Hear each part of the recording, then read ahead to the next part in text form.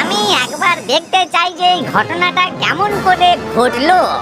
আপনারা দুজন মিলে আমার সামনে ওই ঘটনাটা আরেকবার করে দেখান, তাহলে আমি পুরো ব্যাপারটা বুঝতে পারবো। তুমি কি বলছো? কিছুই বুঝতে পারছি না। যেটা তোমার বলার আছে সেটা পরিষ্কার করে বলো।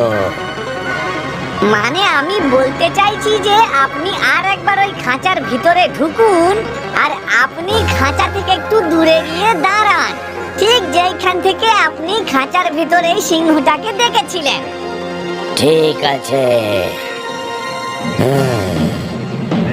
সিংহ খাঁচার ভেতরে চলে গেল, আর তারপর শিয়াল ওই মানুষটাকে জিজ্ঞেস করলো, যখন আপনি এখানে এসেছিলেন তখন এই খাঁচার দরজা বন্ধ ছিল না খোলা ছিল?